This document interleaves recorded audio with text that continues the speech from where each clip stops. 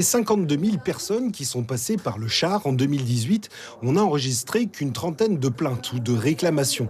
Même si cette statistique n'englobe pas les plaintes directes auprès de la police ou du procureur, ce petit chiffre illustre bien la méconnaissance des patients quant à leurs droits. Depuis 2002 et 2007, il y a des lois qui donnent davantage de place aux usagers.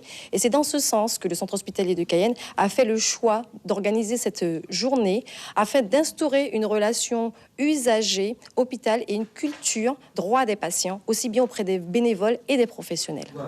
Accéder à son dossier médical, donner son consentement ou encore se voir garantir le secret médical, autant de droits que sont censés défendre les 13 associations agréées en Guyane, mais qu'on retrouve très peu dans les instances. Depuis 1 an, la région compte une coordinatrice animatrice. Il y en a quand même certaines qui siègent dans les instances de représentation des usagers, que ce soit au niveau du char, du CHK à Kourou et du CHOG à Saint-Laurent. Ensuite, nous sommes en Guyane, le réseau de ces associations-là qui ont l'agrément reste restreint. Donc, on va dire que ça reste une activité bénévole, donc on le sait très bien, pour mobiliser les bénévoles sur des instances, ça reste encore compliqué. C'est pas que en Guyane, c'est partout en France. Au centre hospitalier de Cayenne, sur les 4 sièges réservés aux patients dans la commission des usagers, seuls 2 sont occupés. Pourtant, les médecins, eux, ont fait l'effort depuis quelques années de descendre de leur piédestal. Petit à petit, on est en train de se former. On a mis en place notamment, ils étaient déjà en place, mais on les voit un petit peu plus, des médecins qui font de la médiation.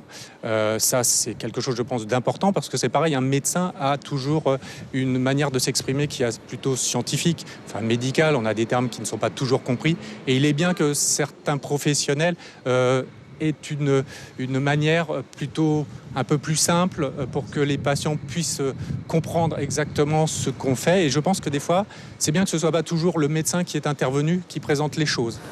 Après, et sans doute grâce aux différentes crises, voire accès de fièvre qui ont agité le char ces dernières années, c'est bien une culture de la relation patient-soignant qui est en train de se mettre en place pour une meilleure prise en charge des malades. Car ne dit-on pas que connaître son mal est déjà une demi-guérison. Suivez l'info sur Guyana Première, télé, radio et Internet.